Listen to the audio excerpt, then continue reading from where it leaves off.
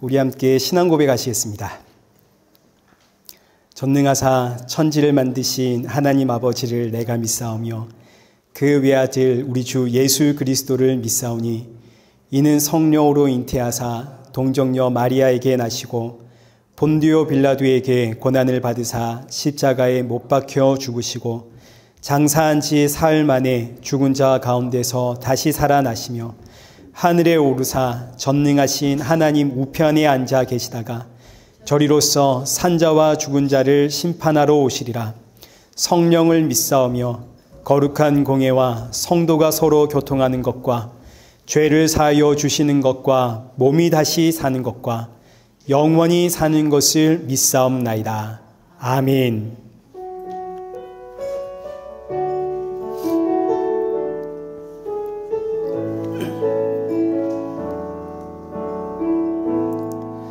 하늘의 문을 여소서 이곳을 주목하소서 주를 향한 노래가 꺼지지 않으니 하늘을 열고 보소서 이곳에 임재하소서 주님을 기다립니다. 기도의 향기가 하늘에 닿으니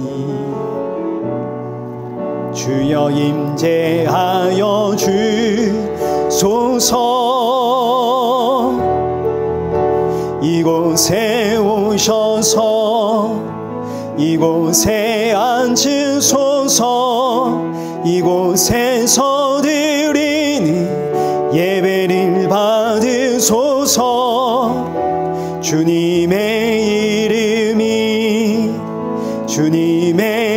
이름만이 오직 주의 이름만 이곳에 있습니다. 이곳에 오셔서 이곳에 앉으소서 이곳에서 드리는 예배를 받으소서 주님의 이름만이 오직 주의 이름만 이곳에 있습니다.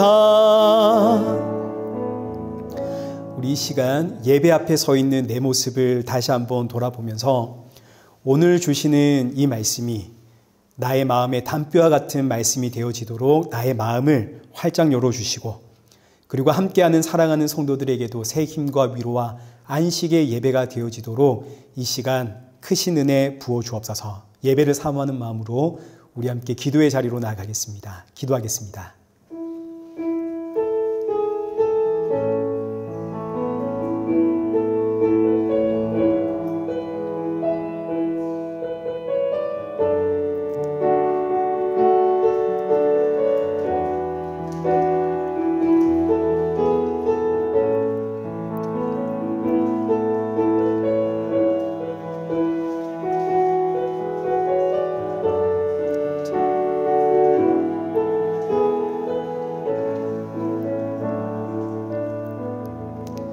살아계신 하나님 아버지, 오늘 이 예배의 자리로 우리의 걸음을 이끄심에 감사를 드립니다.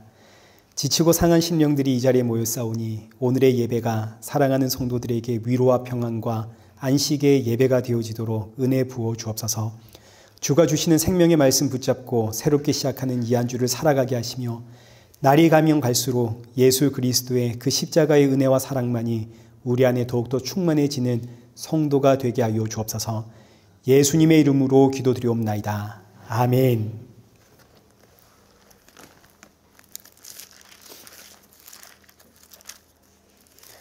우리 함께 교독문 제48번을 교독하시겠습니다. 교독문 제48번입니다. 여호와여, 주의 백성에게 베푸시는 은혜로 나를 기억하시며 내가 주의 택하신 자가 형통함을 보고 주의 나라의 기쁨을 나누어 가지게 하사 우리가 우리의 조상들처럼 범죄하여 우리의 조상들이 애굽에 있을 때 주의 기이한 일들을 깨닫지 못하며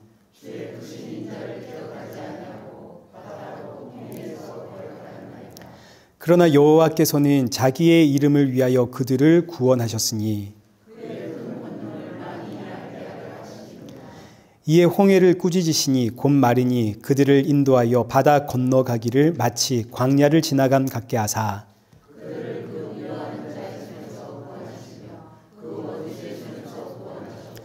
그들의 대적들은 물로 덮으심에 그들 중에서 하나도 살아남지 못하였도다. 이에 그들이 그의 말씀을 믿고 그를 찬양하는 노래를 불렀도다. 아멘. 우리 찬송가 31장 함께 찬양하시겠습니다.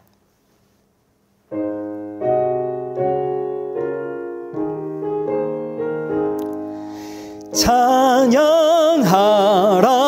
복되신 구세주 예수 백성들아 사랑을 전하세 경배하라 하늘의 천군과 천사 주님 앞에 영광을 돌리세 목자같이 우리를 지키시고 종일 품에 늘 안아주시니 찬양하라 높으신 권세를 찬양 찬양 찬양 영원히 드리세 찬양하라 복되신 구세주 예수 우리 대신 죽임을 당했네 구주 예수 영원한 구원의 소망 경배하며 겸손히 절하세 찬양하라 우리 죄 지신 예수 그의 사랑 한없이 크셔라 찬양하라 높으신 권세를 찬양 찬양 찬양 영원히 드리세 찬양하라 복되신 구세주 예수 천사들아 즐겁게 찬양해 구주 예수 영원히 다스리시니 면류관이 주 앞에 드리세 구주 예수 세상을 이기시고 영광 중에 또다시 오시리 찬양하라 높으신 권세를 찬양 찬양 찬양 영원히 드리세. 자, 우리 오늘 보실 말씀 고린도 후서 2장 12절에서 17절입니다. 고린도 후서 2장 12절에서 17절의 말씀을 우리 한 절씩 교독하시겠습니다. 내가 그리스도의 복음을 위하여 두로아의 이름에 주 안에서 문이 내게 열렸으되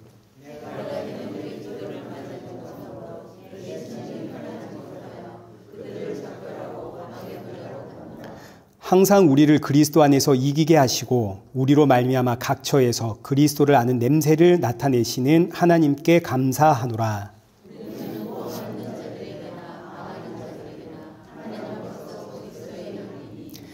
이 사람에게는 사망으로부터 사망에 이르는 냄새요 저 사람에게는 생명으로부터 생명에 이르는 냄새라. 누가 이 일을 감당하리요? 수많은 사람들처럼 하나님의 말씀을 혼잡하게 하지 아니하고 또 순전함으로 하나님께 받은 것 같이 하나님 앞에서와 그리스도 안에서 말하노라. 아멘. 교회 소식 알려드리겠습니다. 오늘 우리 이레교회 방문하신 모든 분들을 축복하고 환영합니다. 우리 강영자 권사님과 그리고 그 강영자 권사님 어머니가 몸이 많이 편찮으시거든요. 그래서 오늘 교회 못 나오셨는데 이 두 분을 위해서 여러분 기도해 주시기 바랍니다. 그리고 우리 교회 새로 방문하신 분들 계십니다. 우리 정성백 장로님과 함께 같이 예전에 있던 교회에서 신앙생활 하신 분들인데 밴쿠버에 잠시 방문하셨습니다. 여기 앞에 세 분 앉아 계시는데요. 우리 큰 박수로 환영하겠습니다. 네. 그리고 우리 새로운 청년 두 분이 저기 오셨는데 새로 오신 분 맞죠? 아, 저번에 한번 왔었어요? 왜 꾸준히 안 오다 이제 왔습니까? 네, 우리 내 교회다 생각하십시다. 네, 우리 자매님 그리고 형제님 예배 후에 우리 함께 만나서 교제 나누어 가십시다. 네, 감사합니다. 잘 오셨습니다. 우리 박수로 환영하겠습니다. 네, 그리고 오늘 기쁜 소식은 우리 이쪽 교회가 1,150불에 저희 1년간 렌트를 해주겠다 이렇게 연락을 해주셨거든요. 참 기쁜 소식입니다. 그래서 1년 동안 저희가 이제 1,150불에 있을 겁니다. 네, 고맙습니다. 우리 이 시간 헌금 봉헌하겠습니다. 우리 한혜주 권사님 헌금 봉헌 부탁드릴게요.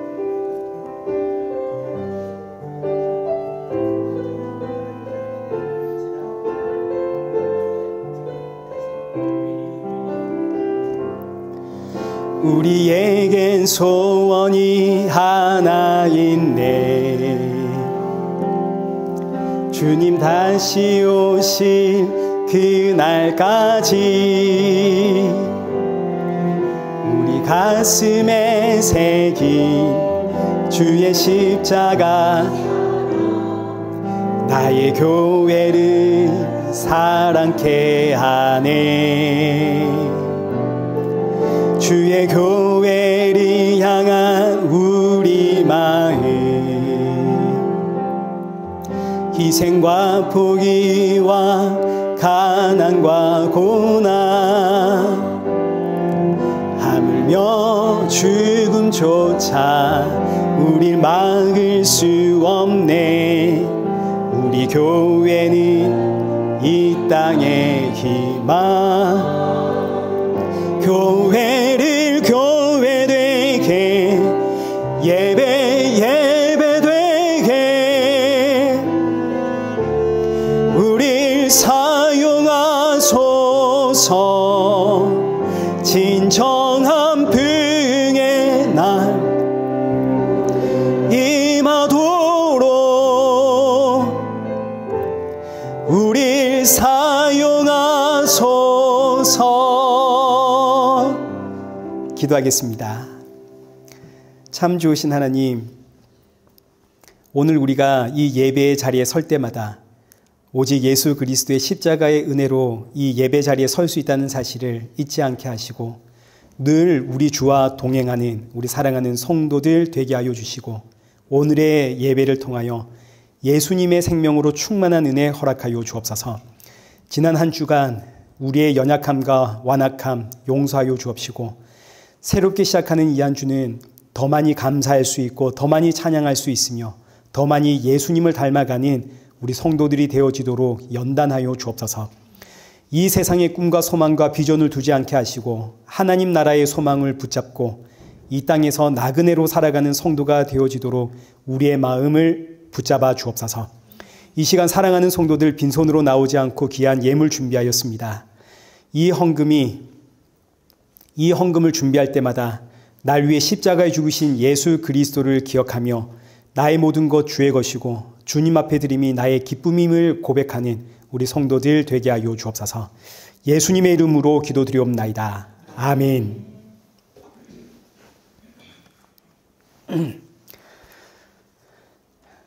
우리 오늘 본문 고린도 후서 2장 12절에서 17절입니다. 누가 이 일을 감당하리요? 라는 제목으로 우리 오늘의 말씀 우리 함께 살펴보겠습니다. 지난주에는 우리가 사탄의 계략에 대해서 살펴보았습니다. 여기 2장 11절에 나오는 사탄의 계략, 우리 모두가 아는 것인데 이 사탄의 계략은 뭐냐면 별것 아닌 문제를 크게 부풀려서 마치 죽을 죄를 지은 양, 이런 일은 있을 수 없다. 마치 그렇게 확대하여 상대방과의 연을 끊어버리는, 이게 바로 사탄의 계략입니다. 이 사탄의 계략이 어떤 배경에서 나왔냐면 사도 바울이 고린도 교회를 방문하기로 해놓고 그 방문 계획을 취소를 했습니다. 그러자 고린도 교회 안에 있던 이 거짓 교사들은 사도 바울은 자신의 말에 책임을 지지 않는다. 너무 쉽게 말을 내뱉고 또 너무 쉽게 말을 바꾼다. 그러니 그가 전한 복음을 우리가 어떻게 신뢰할 수 있겠는가? 여기에 대한 사도 바울의 반론이 우리가 마귀의 계략을 알아야 된다입니다. 마귀의 계략을 알자. 마귀의 계략은 별거 아닌 것, 아무 문제가 되지 않는 것을 크게 부풀려서 성도들 사이의 관계를 끊어버리는 것이 마귀의 계략이다. 그리고 하는 이야기가 첫 번째가 내가 고린도 교회 방문 계획을 변경을 했다. 그런데 이것이 너희가 받은 구원과 무슨 관계가 있는가? 내가 고린도 교회 방문 계획을 변경했다고 해서 너희가 받은 구원이 취소되었느냐? 내가 방문 계획을 변경했다고 해서 예수님이 너희를 떠났느냐? 내가 고린도 교회 방문 계획을 변경한 것은 너희의 신앙과 아무런 상관이 없는, 그야말로 이건 아무 문제가 아닌 것인데 사탄은 이 작은 일을 가지고 우리를 흔들어 우리의 아름다운 관계를 무너뜨리려고 한다. 그러니 사탄의 계략에 넘어가지 마라. 우리가 이거 지난주에 살펴보았고, 또 둘째는 내가 고린도 교회를 방문하지 않기로 한 것은 너희를 아끼기 때문이었다. 여러분 기억나시죠? 사도 바울이 고린도 교회를 가게 되면 사도 바울로 인해서 누군가는 이제 실족하게 됩니다. 분명히 누군가는 근심을 하게 됩니다. 근심하다라는 이 단어가 슬픔, 아픔, 고통, 분노와 불쾌 이런 뜻을 가지고 있습니다. 사도 바울이 고린도 교회의 문제를 듣고 고린도 교회를 찾아가면 그동안 고린도 교회 안에서 큰 소리 치던 사람들이 있었을 거 아닙니까? 고린도 교회를 근심에 빠지게 했던 그 사람들이 이제는 사도 바울로 인해서 오히려 근심을 하게 될 겁니다. 어떤 이들은 사도 바울을 통해서 자신의 모습을 돌아보고 부끄러움과 창피함에 근심을 하게 될 것이고, 어떤 이들은 사도 바울을 통해서 더욱더 분노하고 더욱더 불쾌감을 가지게 되는 근심을 하게 될 겁니다. 근데 뭐가 되었든 이들은 예수 그리스도 안에서 한 형제입니다. 서로를 근심하게 하면 안 됩니다. 그래서 사도 바울이 나는 고린도 교회를 안 가기로 했다. 왜냐하면 사도 바울이 그 교회를 방문한다고 해서 문제가 해결되는 거 아니고 오히려 사도 바울이 방문하게 되면 감정이 더욱더 상할 것임을 알았기 때문입니다. 여러분 다 기억나시죠? 지난주에. 무엇보다 지금 이 모든 일들은 사실 별거 아닙니다. 교회 안에서 이런저런 문제가 생기는 건 너무 자연스럽고 너무 정상적인 일입니다. 왜냐하면 우리 모두가 다 죄인들 아닙니까? 지금 죄인들이 여기에 모였는데 여기서 아무런 문제가 없을 것이다 생각하면 그게 이상하죠. 죄인들이 모였으면 당연히 문제가 발생하고 시끄럽고 난리가 나고 이게 정상인 겁니다. 그러니 교회가 시끄럽고 누군가가 목소리를 높이고 하는 것은 지극히 자연스러운 일인데, 그런데 마귀의 계책은 뭐냐면 아니 세상에 어떻게 교회 나와서 저렇게 목소리를 높일 수 있단 말이냐. 아니 어떻게 자기 말만 맞다고 저렇게 목소리를 높이고 주장할 수 있단 말이냐. 아니 어떻게 교회에서 이런 일을 할 수 있단 말인가. 그래서 다른 사람들 마음속에 일명 거룩한 분노라 그러죠. 하나님을 위한 분노라고 이 분노를 표출하면서 이럴 수 있단 말인가 목소리를 이제 높이게 됩니다. 그런데 지금 내가 팔고도 붙이고 한판 붙으려고 하는 이 사람 누군가요? 비록 이 사람이 지금 교회 안에서 목소리를 높이고 있지만 이 사람은 내 원수가 아니라 이 사람은 이 사람을 살리려고 예수님이 십자가에 죽으실 만큼 하나님의 사랑을 받고 있는 대상입니다. 우리는 모두 다 너도 나도 하나님의 사랑의 대상입니다. 근데 마귀 사탄의 계략은 죄인들이기 때문에 일어나는 사소한 문제를 크게 부풀려서 어떻게 교회 안에 이런 일이 있을 수 있느냐고 하나님의 사랑의 대상이 되는 성도들끼리 서로 멱살을 붙잡고 싸우게 만드는 거죠. 그래서 사도 바울이 이런 사탄의 계략에 넘어가지 마라. 물론 이제 교회 안에 다른 복음이 들어오는 것은 심각한 문제입니다. 다른 복음, 거짓 복음이 교회 안에 들어오는 건 이건 사소한 문제로 치부할 수가 없죠. 그런데 사도 바울은 교회 안에 다른 복음이 들어왔다 할지라도 그거 별거 아니다. 그거 아무것도 아니다라는 이야기를 합니다. 지금 이 고린도 교회는 사실 다른 복음이 들어왔거든요. 그래서 거짓 교사들이 들어와서 사도 바울은 사도가 아니다. 사도 바울이 전하는 복음은 틀렸다. 그의 복음은 엉터리다. 지금 이러고 있는데 사도 바울은 그것조차도 아무것도 아니다. 그 별거 아니다. 왜냐? 예수님이 지금 너희와 함께하고 있기 때문이다. 나와 함께하는 그 하나님의 영, 예수님의 영, 성령님이 이 모든 일들을 분별한다 이겁니다. 그래서 2장 5절 근심하게 하는 자들이 있었습니다. 이들은 거짓 교사들로부터 거짓 복음을 전해 들은 자들이고 그 거짓 복음이 진짜인 줄 알고 교회를 막 혼란스럽게 하는 자들입니다. 근데 사도 바울은 그들을 향해 평가하기를 여기 5절에 어느 정도 그들이 우리를 근심하게 했다. 여기서 어느 정도라 함은 내가 너무 지나치게 말하지 아니하려 함이라. 여기서 어느 정도다 이 의미는 그들이 우리를 근심하게 한 건 진짜 아무것도 아니다. 별거 아니다. 이런 뜻입니다. 다른 복음을 들고 교회를 어지럽히는 자들을 향해서 고린도 교회 성도들은 큰일 났다. 어떻게 이럴 수 있는가? 저들은 쫓아내야 된다. 싸워야 된다. 둘 중 하나는 나가야 된다. 지금 이러고 있는데 사도 바울은 여러분 그거 아무것도 아닙니다. 이건 지극히 작은 일입니다. 그걸 부풀려서 저들을 마치 사탄의 종인 양 그렇게 치부하지 마십시오. 이게 사탄의 계략입니다. 저들은 지금 몰라서 그럴 뿐 저들도 하나님의 사랑의 대상임을 기억하십시오. 우리는 서로 다투고 싸우는 원수가 아니라 예수님 안에서 한 몸입니다. 우리가 저들의 복음이 틀렸다는 걸 안다면 우리는 7절과 8절에 기록되어 있는 말씀처럼 용서와 위로와 사랑의 예수님을 그들에게 증거하며 저들을 위해 기도하며 기다려 주어야 되는 겁니다. 그리고 나서 이제 오늘의 본문이 시작을 합니다. 이제 오늘 본문 14절과 15절 한번 보십시오. 여기 14절과 15절을 중심으로 사도 바울이 우리에게 두 가지를 가르쳐 주는데 첫째는 성도의 승리가 무엇인가? 둘째는 우리를 그리스도의 향기라고 하는데 이게 어떤 의미인가? 이 두 가지를 이제 우리에게 알려주고 있습니다. 근데 지금 이게 같은 맥락 속에서 우리에게 전달되는 겁니다. 그러니까 지금 앞서 지난주에 살펴봤던 이 말씀들 머릿속에 기억하면서 보셔야 이해할 수 있는 내용들입니다. 먼저 성도의 승리에 대해서 한번 우리 생각해 보겠습니다. 여러분, 이 한 주도 승리하십시다. 여러분 승리하십시오. 우리가 이렇게 인사를 했다면 이런 인사가 우리에게 어떤 의미로 다가옵니까? 승리하십시오. 아, 그래, 승리해야지. 어디서 승리해야 된다는 이야기인가요? 죄와 세상의 유혹에서 승리해야지. 이런 의미로 우리에게 다가오지 않습니까?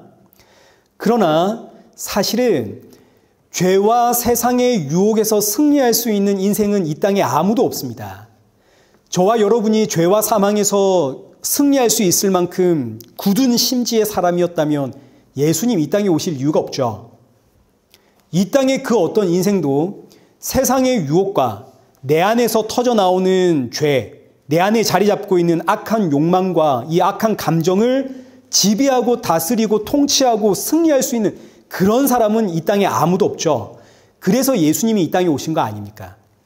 이 세상의 모든 죄의 유혹과 그리고 사망의 권세에서 승리하신 분은 오직 예수님 뿐입니다. 자, 그러면 저와 여러분이 서로에게 인사를 할 때 여러분 이 한 주도 승리하십시오.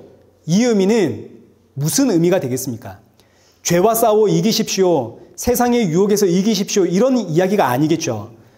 죄와 사망에서 승리하신 예수님께로 나아가십시오. 이런 뜻이 되겠죠. 여러분 승리하자는 이야기는 저와 여러분에게 승리하자 이런 이야기 아닙니다. 승리하신 예수님께로 피해라는 이야기입니다. 저와 여러분은 마땅히 죄와 싸워야 됩니다. 그러나 이기나요? 못 이기나요? 우리 다 한번 해보셨죠? 오늘 아침에도 해보셨을 거 아닙니까? 교회 오기 직전에도 해보셨을 텐데.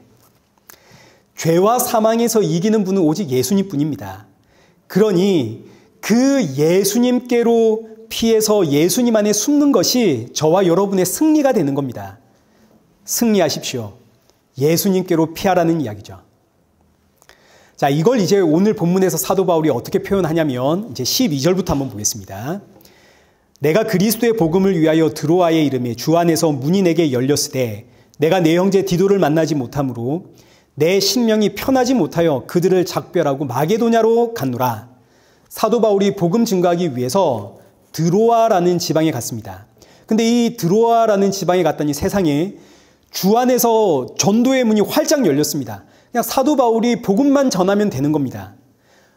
그러면 이제 사도 바울이 힘써 복음을 증가하면 되는 거 아닙니까? 사도 바울이 드로아에 간 목적 자체가 여기 12절에 기록되어 있는 것처럼 그리스도의 복음을 전하기 위함인데, 아니 문이 활짝 열렸으니 복음 전하면 됩니다. 근데 사도 바울이 디도를 만나지 못했기 때문에 마음이 편하지를 못해서 드로아를 떠나서 마게도냐로 갔다 그럽니다. 여기서 디도를 만나지 못해서 마음이 불편하다, 이 의미는 지금 디도는 고린도 교회를 방문을 하고 있는 중입니다. 처음에는 디모데가 고린도 전서를 들고 고린도 교회를 방문을 했는데 거기서 디모데가 문전박대의 수모와 수치를 당하고 돌아오게 됩니다. 그래서 사도 바울이 이번에는 디도에게 새로운 편지를 한 통 써서 고린도 교회에 보내면서 우리 드로아에서 만나자 약속을 했습니다. 그래서 디도는 사도 바울의 편지를 들고 고린도 교회를 방문을 하고 사도 바울은 드로아에 가서 이제 복음을 전하려고 하는데, 아니 약속 시간이 다 됐는데도 디도가 안 오는 겁니다. 사도 바울의 마음이 너무 불편한 거죠. 혹시 디도에게 무슨 일이 생겼나? 혹은 고린도 교회의 상황이 너무 악화되어서 지금 못 오는 상황인가? 마음이 너무너무 불편한 나머지 드로아에는 지금 전도의 문이 활짝 열렸는데 사도 바울은 여기서 복음을 증거할 수 있는 그런 마음의 여유, 정신의 여유가 없는 겁니다. 그래서 드로아를 떠나서 마게도냐로 갑니다. 마게도냐로 간 이유는 디도가 고린도 교회를 떠나 드로아로 갈 때 반드시 이제 스쳐 지나가야 하는 도시가 마게도냐이기 때문에 사도 바울이 마게도냐에 가서 디도를 기다리고 있는 거죠. 자, 이제 여기서 우리 두 가지의 해석을 할 수가 있는데, 첫째는 긍정적인 의미의 해석을 할 수 있고, 이제 둘째는 부정적인 의미의 해석을 할 수 있습니다. 이 해석은 제가 내리는 게 아닙니다. 이미 수없이 많은 분들이 해석을 했습니다. 긍정적인 해석을 하신 분들이 있고 부정적인 해석을 하신 분들이 있습니다. 먼저 긍정적인 해석을 하자면, 원래 이 사도 바울은 이런 사람이 아닙니다. 사도 바울은 굉장히 이성적인 사람이고 맺고 끊음이 정확하고 일 중심적인 사람이라 일을 중심으로 아주 냉정하게 움직이는 사람입니다. 대표적인 예가 사도 바울이 2차 선교 여행을 준비할 때 바나바가 마가를 데리고 옵니다. 마가를 데리고 우리 같이 가자. 사도 바울이 이런 지하에 거절합니다. 왜냐하면 마가는 1차 전도 여행을 갈 때에 중간에 너무 힘들어서 포기하고 도망간 사람이거든요. 바나바는 기회를 한 번 더 주자. 사도 바울은 안 된다. 이 사람은 또 도망갈 사람이다. 이 사람과 함께 복음 증거의 일 나는 못한다. 그렇게 대립하다가 사도 바울과 바나바가 크게 싸우고는 서로 헤어집니다. 이럴 만큼 사도 바울은 자신의 일, 복음 증거하는 일에 방해가 된다 그러면 뭐 사람이든 뭐든 다 냉정하게 쳐버리는 그런 사람이었습니다. 근데 이렇게 일 중심적인 사람이 오늘 본문 보니까 드로아의 복음의 문이 활짝 열렸음에도 불구하고 디도가 없다고, 고린도 교회의 소식이 궁금하다고 선교지를 떠나버립니다. 과거의 사도 바울 같으면 있을 수가 없는 일이죠. 아니 복음의 문이 여기 열렸는데 어떻게 디도 때문에, 고린도 교회 때문에 선교지를 떠날 수 있는가? 이게 말이 안 되는 겁니다. 근데 사도 바울이 변했다 이거죠. 어떻게 변했는가? 과거의 사도 바울은 선생이었습니다. 선생은 가르치는 자입니다. 가르치는 자는 잘 가르치기만 하면 됩니다. 옳고 그름의 기준을 따라서 자기가 아는 지식을 잘 정리해서 상대방의 머릿속에 잘 넣어주면 됩니다. 그러면 그 사람은 훌륭한 선생입니다. 사도 바울은 과거에 훌륭한 선생이었다 이거죠. 맺고 끊음이 정확하고 복음 증거에 도움이 안 되면 칼같이 정리해버리고. 근데 시간이 지나면서 사도 바울이 아버지의 마음을 품게 되었습니다. 선생은 그 학생의 인생을 책임지지 않습니다. 자기가 아는 지식을 전달하면 됩니다. 그러나 아버지는 아들의 인생과 함께하죠. 선생은 학생이 잘못된 길로 가도 그에 대한 책임을 지지 않습니다. 내가 옳은 지식 전했으면 그걸로 다 한 거죠. 그러나 아버지는 아들이 자녀가 잘못된 길로 가면 잠을 잘 수가 없습니다. 아들이 돌아올 때까지 밤새 기도하며 기다리는 이가 아버지 아닙니까? 사도 바울이 이 아버지의 마음을 품게 되었다 이거죠. 그러니 잘못된 길로 가고 있는 고린도 교회 소식을 들을 때 이 고린도 교회 때문에 다른 사역을 못하는 겁니다. 이런 사도 바울의 모습을 보면서 오늘 저와 여러분은 선생인가 아버지의 마음을 품은 성도인가를 한번 점검을 해봐야 됩니다. 저와 여러분이 처음 복음을 영접하게 되면 우린 보통 선생이 됩니다. 옳고 그름이 무엇인지 분별해가지고 이건 옳다, 이건 옳지 못하다. 지식적으로 딱딱 정리하는 걸 좋아합니다. 그리고 나서 내 할 일 다 했다. 내가 이 정도로 알려줬는데 이 사람이 못 알아듣는다면 이건 뭐 내 문제 아니지. 이건 하나님이 하실 일이지. 이런 마음이 선생의 마음입니다. 우리가 보통 전도를 할 때 이런 마음을 다들 품지 않습니까? 복음은 설득하는 게 아니라 그랬다. 나는 전했으니 내 할 일 다 했다. 나머지는 하나님 하시겠지. 선생의 마음입니다. 근데 이런 선생의 마음을 품고 있어도 신앙생활을 하다 보면 결국은 이 마음이 아버지의 마음으로 변할 수밖에 없는 것이 복음은 법이 아니라 은혜거든요. 너와 나는 법이 아니라 하나님의 은혜 안에 살아가고 있고 하나님의 은혜는 결국 나로 하여금 아버지의 마음, 그 하나님 아버지의 마음, 긍휼의 마음, 은혜의 마음을 품게 만듭니다. 그래서 우리로 하여금 복음 전했다, 나는 다 했다가 아니라 복음 전한 후에는 저 영혼을 위해서 기도하게 만들죠. 은혜는 아버지의 마음을 내 안에 넣어줍니다. 자, 그러니 여기 12절과 13절은 아버지의 마음을 품게 된 사도 바울의 변화된 모습을 지금 이렇게 표현하고 있다. 이렇게 우리가 이해할 수 있겠습니다. 근데 반대로 부정적인 해석을 보자면 지금 드로아의 복음의 문이 활짝 열렸습니다. 이게 얼마나 큰 일입니까? 하나님께서 지금 모든 걸 다 준비해 놓았습니다. 그리고 사도 바울에게 이 선교지를 맡겼습니다. 사도 바울은 이제 하나님의 말씀을 따라 여기다가 복음의 씨를 뿌리면 됩니다. 근데 이 사도 바울이 디도를 만나지 못했다고, 고린도 교회가 눈에 밟힌다고 이 귀하고 복된 하나님의 선교지, 하나님께서 자신에게 맡긴 이 선교지를 포기해버리고 마게도냐로 내려가게 됩니다. 사도 바울이 아버지의 마음을 품게 되었다. 이런 점에서는 긍정적으로 해석할 수 있겠지만 그러나 하나님께서 맡기신 사역지를 떠났다라는 점에서는 점수를 줄 수가 없죠.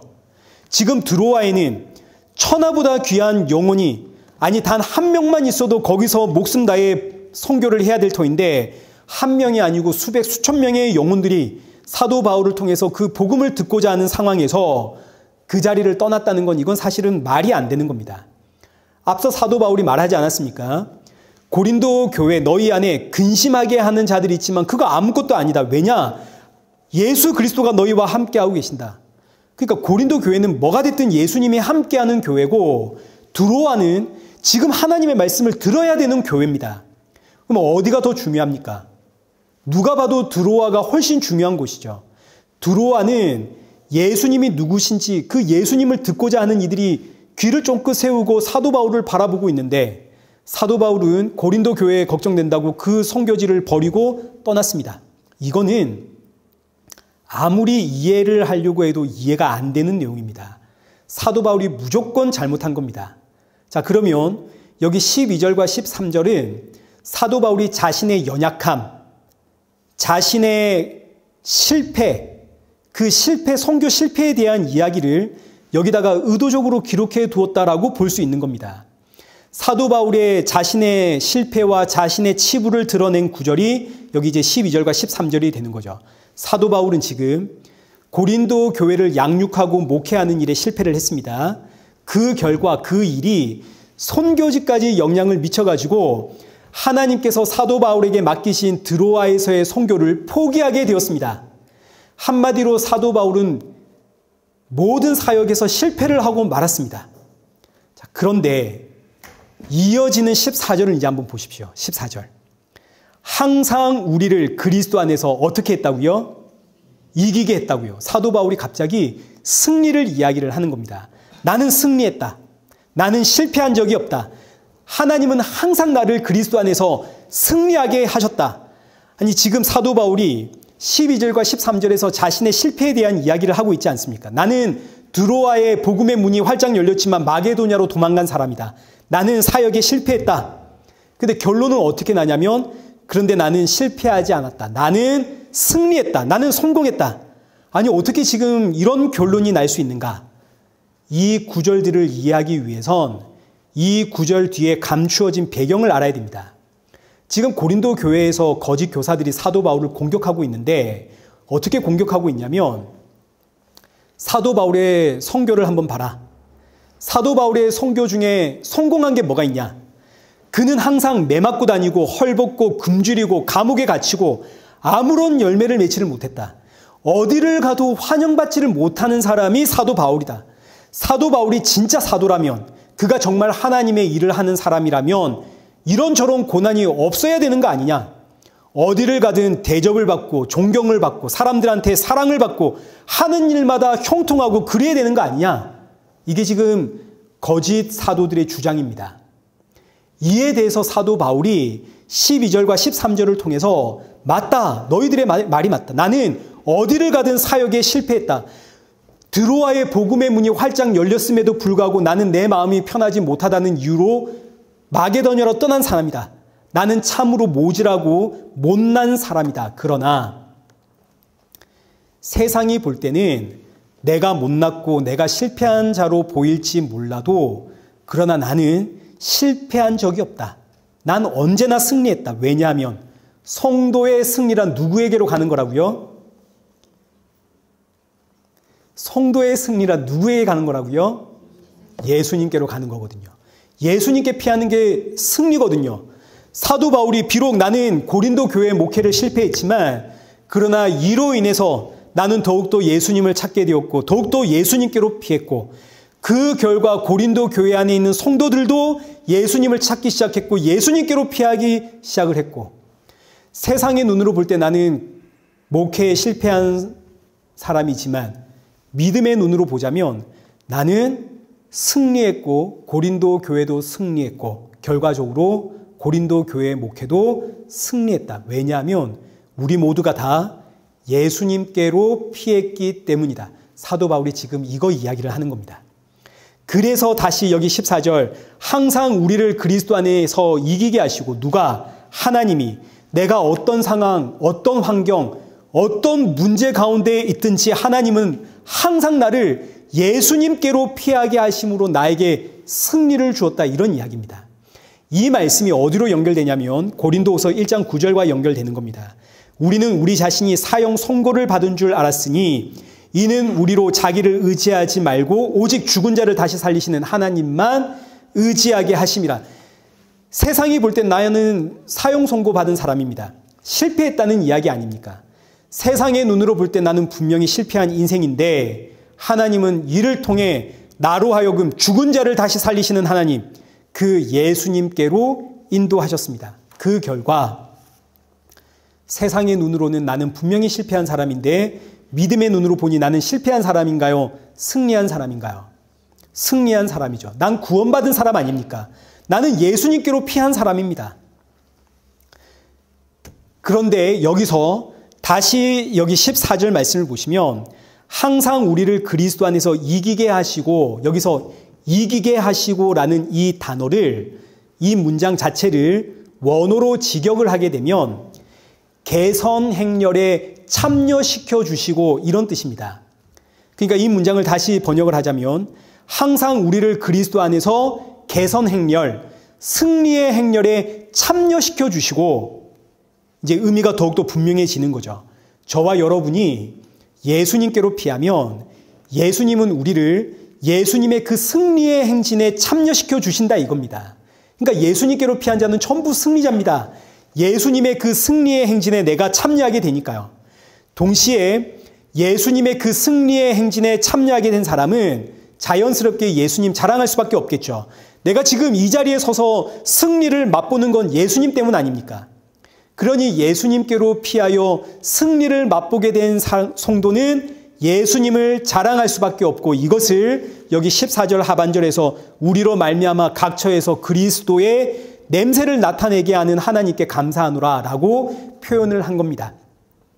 여러분, 이거 어떤 의미인지 충분히 이해가 되시죠? 저와 여러분은 어디를 가든 그리스도의 냄새를 나타내는 성도입니다.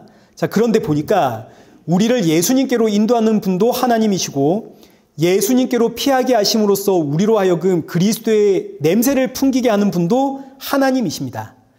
그러니 나는 지금 실패를 했어도 하나님은 나를 붙잡고 실패한 적이 없는 거죠.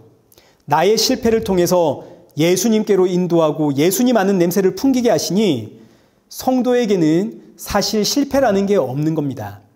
저와 여러분의 인생에는 실패가 없는 겁니다. 저와 여러분이 세상의 눈으로 볼 때는 사업에 실패할 수도 있고 좌절하고 낙심할 수도 있는 겁니다.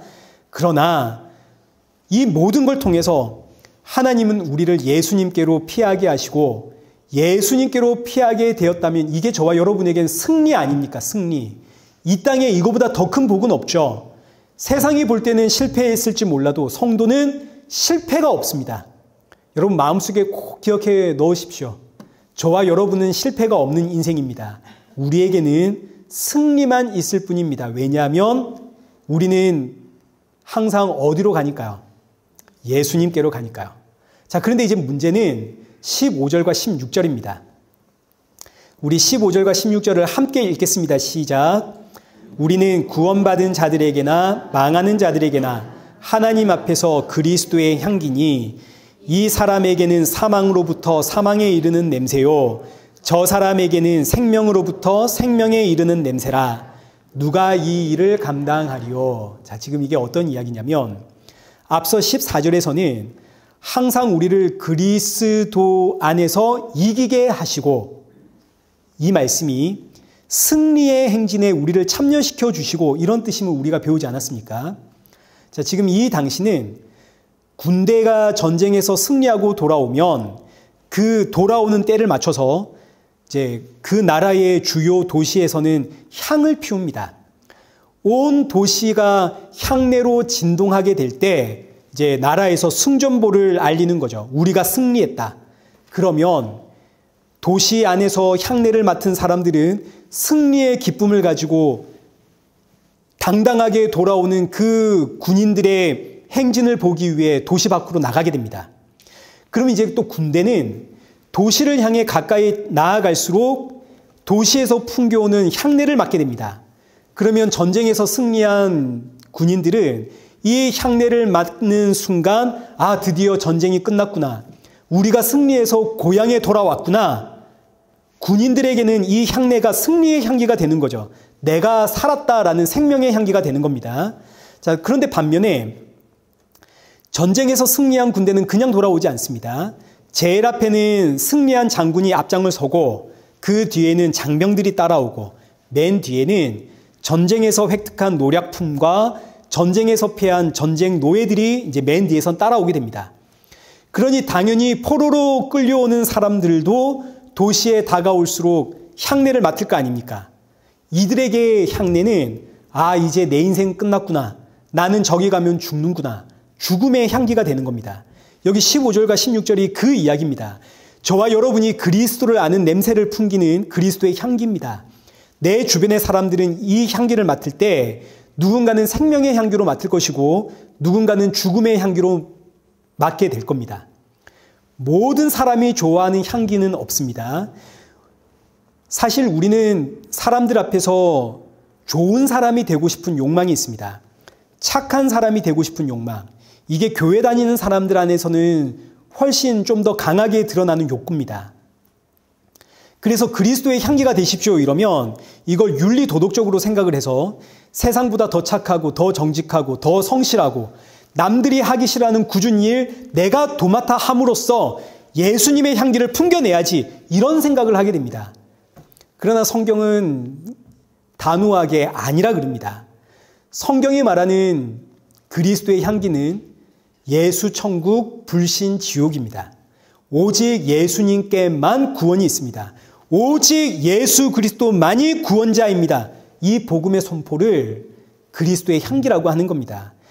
그래서 그리스도의 향기는 모두가 좋아하는 향기가 될 수가 없는 겁니다. 반드시 갈라냅니다. 어떤 사람에게는 맞아, 예수님만이 우리의 구원자이시지, 생명의 향기가 되고, 어떤 사람에게는 저 무슨 말 같지도 않은 소리냐, 죽음의 향기가 되는 겁니다.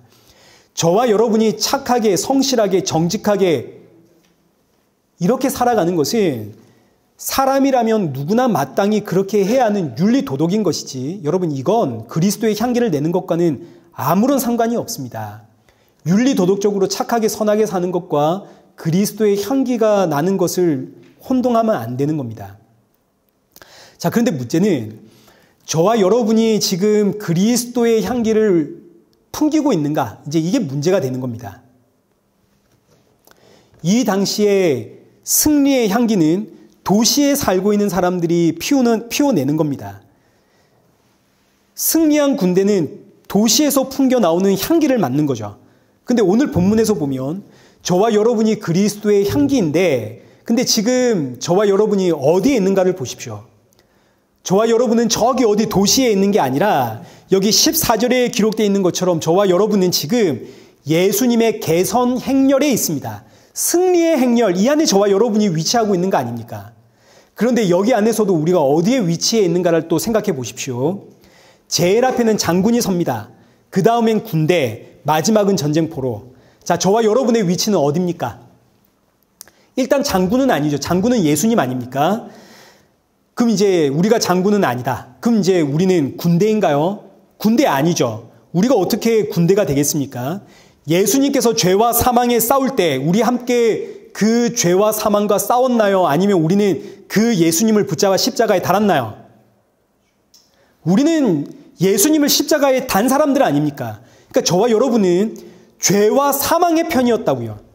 그런데 죄와 사망에서 승리하신 예수님이 저와 여러분을 죄와 사망에서 빼내어 예수님의 승리 행진에 참여시켜 주었습니다. 그럼 이제 저와 여러분의 위치는 어디입니까? 맨 뒤에서 따라오는 노예 아닙니까? 노예. 고린도전서 4장 9절에서 사도 바울이 이야기를 했습니다. 우리는 지금 어떤 자리에 있는가? 내가 생각하건대 하나님이 사도인 우리를 죽이기로 작정된 자 같이 끄트머리에 두셨음에 우리는 세계 곧 천사와 사람들에게 구경거리가 되었노라. 우리의 위치는 전쟁에서 붙잡힌 그 포로의 자리입니다. 그러나 포로의 자리에다 하더라도 이 자리가 승리의 자리 아닙니까? 승리의 자리. 온 세계 천사와 사람들이 포로로 잡힌 나를 구경하러 올 때에 나는 죄와 사망에서 나를 구원하여 이 승리의 행진에 참여시켜 주신 예수님의 은혜에 감사와 찬양을 올려드리며 저들을 향해 예수님만이 구원자입니다. 이 예수님의 향기를 막 풍겨내야 하는 책임이 있는 겁니다. 근데 문제는 우리가 이 예수님의 향기를 풍기고 있느냐, 이게 지금 문제인 거죠. 여러분, 예수님의 향기를 풍기려면 불을 붙여야 됩니다. 향이 향내를 내려면 불을 붙여야 될 거 아닙니까? 불이 붙지 않으면 향내가 안 나죠. 불이 붙어야만 납니다. 마찬가지. 저와 여러분이 예수님의 향기를 풍긴다, 이 의미는 저와 여러분의 몸에 일단 불을 붙여야 된다는 이야기입니다. 불을 붙여야만 우리에게서 예수님의 향기가 나옵니다. 그냥 우리를 내버려 두면 우리는 절대로 예수님의 향기를 내지 않습니다. 여러분, 그냥 여러분을 자연적으로 내버려 두면 여러분 입에서는 예수님이 나의 구원자입니다, 이런 이야기가 세상 살아가는 삶의 현장에서는 안 나옵니다. 이게 우리의 모습이, 우리가 그냥 그렇게 태어난 존재입니다. 오히려 우리는 왜 나를 이 끄트머리에 둬가지고 하나님이 나를 구경거리가 되게 하시고 하나님이 내 인생 왜 이렇게 내 인생 만들어 놓으시나, 원망하고 불평이 나오는 인생이지 감사와 찬양이 나오는 그런 인생이 아닙니다. 그래서 하나님이 우리의 몸에 불을 붙입니다. 이게 그리스도의 향기가 된다는 이야기입니다. 하나님이 우리 몸에 불 붙입니다. 이게 바로 12절과 13절에서 살펴본 사도 바울의 실패입니다. 사도 바울조차 자발적으로는 예수님의 향기를 풍겨낼 수가 없기 때문에 하나님께서 사도 바울에게 선교의 실패, 사역의 실패, 낙심과 좌절, 고린도 교회에서의 그 목회, 양육의 실패, 이런 불을 지름으로써 사도 바울에게 예수님의 향기가 나게 하신다고요. 하나님께서 사도 바울에 맡기신 사역에 사도 바울이 실패를 했습니다. 사람들이 손가락질을 하고 욕을 하고 비난을 합니다. 그럼 사도 바울의 피난처는 누구뿐입니까? 어디로 가야 사도 바울이 안식을 얻을 수 있습니까? 예수님뿐이죠. 예수님께로 피할 수밖에 없겠죠. 예수님께로 피하는 사도 바울. 그래서 사도 바울이 나의 구원자는, 나의 피난처는 예수님뿐입니다. 사도 바울이 예수님의 향기가 된다고요. 고린도후서 1장 9절, 우리는 우리 자신이 사형 선고를 받은 줄 알았으니 이는 우리로 자기를 의지하지 말고 오직 죽은 자를 다시 살리시는 하나님만 의지하게 하심이라. 이 말씀이 오늘 본문의 이야기입니다. 오늘 본문은 이 말씀을 지금 해석하고 있다, 이렇게 봐도 과언이 아닙니다.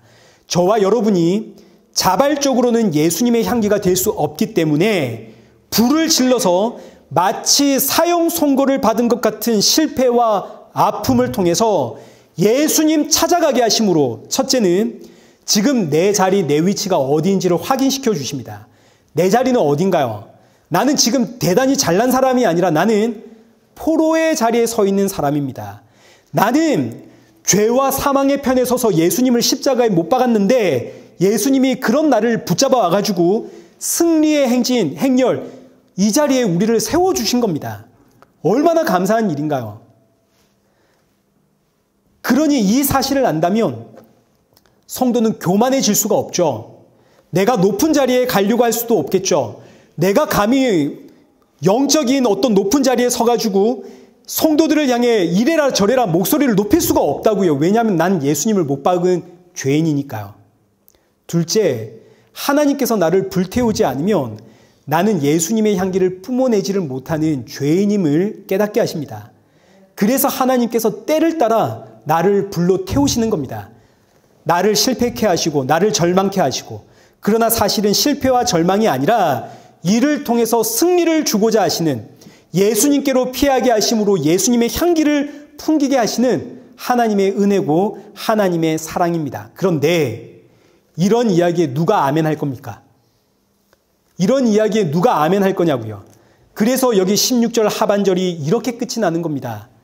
누가 이 일을 감당하리요? 저와 여러분이 단순히 여러분 당신은 그리스도의 향기입니다, 삶의 자리에서 예수님의 향기를 풍기십시오, 이러면 아멘 하고 우리가 기분 좋게 받아들이겠지만, 여러분이 예수님의 향기인데 여러분이 자발적으로 이 향기를 내지를 못하기 때문에 하나님이 여러분을 불로 태우십니다. 여러분에게 실패를 주시고 좌절을 주시고 낙심을 주십니다. 자, 이러면 여기서 누가 아멘 할 겁니까? 누가 너무 듣기 좋은 복음입니다, 나 이 말씀 너무 좋습니다, 누가 그럴 건가요? 오히려 비웃겠죠. 아니, 하나님이 나를 좌절케 하시고 나를 낙심케 하시고 나를 실패케 하시고, 야, 이게 무슨 말이냐 방귀냐, 이 누가 들어도 비웃을 이야기 아닙니까? 이게 사실이라면 누가 예수님 믿을 건가요? 아니, 하나님이 살아 계신다면 내 좌절을 가져가셔야 되고 내 낙심을 없애주셔야 되고 내 실패를 성공으로 역전시켜 줘야지. 그래서 사도 바울이 16절 하반절에 이렇게 복음을 증거한 이후에 누가 이 일을 감당하겠느냐, 누가 이 일을 믿겠느냐, 이런 이야기입니다. 그래 놓고 이제 마지막 결론 17절에서 우리는 수많은 사람들처럼 하나님의 말씀을 혼잡하게 하지 아니한다라고 말을 끝맺는 겁니다. 그러니까 지금 고린도 교회 안에는 말씀을 혼잡하게 하는 사람들이 있는 거죠. 거짓 교사들입니다. 이들은 말씀을 혼잡하게 하는데, 여기서 혼잡하게 하다라는 단어는 돈을 위해서 가르침을 팔다, 이익을 위해서 상품을 거짓으로 포장하다, 이런 뜻입니다. 거짓 교사들, 자신들의 이익을 위해서 복음을 거짓으로 포장해서 설명을 하는데 그 내용이 이런 겁니다. 여러분, 예수님 잘 믿으면 여러분의 영이 강건해지고 여러분의 육체가 건강해지고 여러분 범사에 형통하게 될 겁니다. 근데 여러분 사도 바울 보십시오. 하는 일마다 실패하고 가는 곳마다 박해를 받고 심지어 몸에는 질병이 있습니다. 어디를 봐서 그가 하나님의 사람입니까? 예수님을 믿으면 이 땅에서 형통해야지. 사도 바울 보십시오. 이게 바로 말씀을 혼잡시키는 사람들의 모습이다 이겁니다. 반면에 사도 바울은 그들을 향해서 이렇게 이야기를 하죠. 하나님 앞에서 그리스도 안에서 순전함으로 우리는 복음을 증거합니다. 그 복음의 내용은 우리는 예수님의 향기인데 예수님의 향기를 낼 마음이 없는 죄인들입니다. 그래서 하나님이 우리에게 불을 붙입니다. 마치 나처럼 가는 곳마다 실패하고 가는 곳마다 매맞고 가는 곳마다 일이 안 되고 마치 사형 선고 받은 사람처럼 이렇게 되게 하셔서 예수님을 찾게 만드십니다. 여러분이 이해가 안 될지 몰라도 이것이 성도의 승리이고 우리를 향한 하나님의 사랑입니다. 그래 놓고 마지막에 누가 이 일을 감당하리요? 오직 예수 그리스도 안에서 난 자만이 이 말씀 앞에 아멘 할 수 있다는 뜻입니다. 이제 말씀 맺겠습니다. 저와 여러분이 예수님의 향기입니다. 근데 이 향기는 자연스럽게 나오는 향기가 아닙니다. 마치 인도 사람들은 카레 냄새, 한국 사람들은 마늘 냄새, 백인들은 치즈 냄새 자연스럽게 난다 하지 않습니까?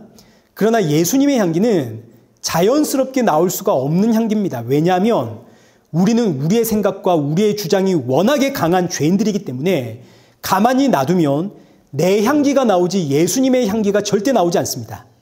그래서 하나님이 때를 따라 불을 지릅니다. 불이 나면 그때 우리는 내가 서 있는 내 위치를 보게 되는 겁니다. 아, 내가 어느덧 예수님의 자리에 서 있었구나.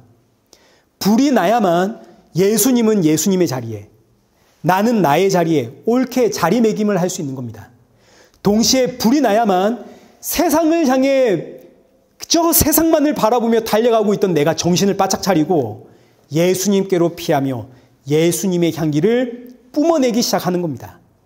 그러니 불을 내심이 나를 실패케 하시고 좌절케 하시고 낙심하게 하심이 사실은 나에게 승리를 주고자 하시는 하나님의 은혜고 사랑입니다. 그러니 우리의 삶에 불이 날 때마다 원망과 불평이 아니라 이제 우리가 주의 뜻을, 주의 이끄심을 알았기 때문에 승리를 주고자 하시는 하나님의 사랑이라는 사실을 알았으니 불이 날 때마다 내 삶의 현장에 감사함으로 예수님께 피하며 예수님의 향기를 뿜어내는 그런 복된 저와 여러분 되시기를 축원합니다. 살아계신 하나님 아버지, 우리 너무너무 연약하여 때로는 내 감정에 파묻혀 독한 말을 쏟아내기도 하고 때로는 세상 유혹에 넘어져 허덕이는 인생입니다. 그러나 그럴 때마다 나의 피난처가 되시는 예수님께로 피하는 성도가 되어지도록 우리를 인도하여 주옵소서.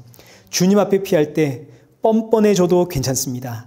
우리 마음속에 부끄러워서 미안해서 못 간다가 아니라 이런 죄인이기에 주를 찾습니다 라는 성도가 되게 하여 주옵소서. 비록 지금 내 모습 연약하지만 그러나 시간이 흐르면 흐를수록 조금씩 세상 욕심 내려놓고 예수님 닮아가며 또 시간이 흐를수록 주의 나라를 더욱 사모하는 성도가 되어지도록 우리를 연단하여 주옵소서.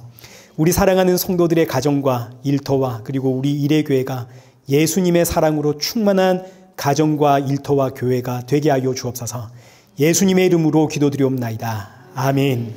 이제는 우리 주 예수 그리스도의 은혜와 성부 하나님의 크신 사랑과 성령 하나님의 위로교통 충만하심이 날이 갈수록 주께로 피하며 주의 이끄심 앞에 감사로 순종하며 맡기신 사명에 충성하며 주님 만날 그날 사모하며 살아가는 우리 일회교회와 성도들과 온 세계 교회 머리 위에 이제로부터 영원토록 함께 있을지어다.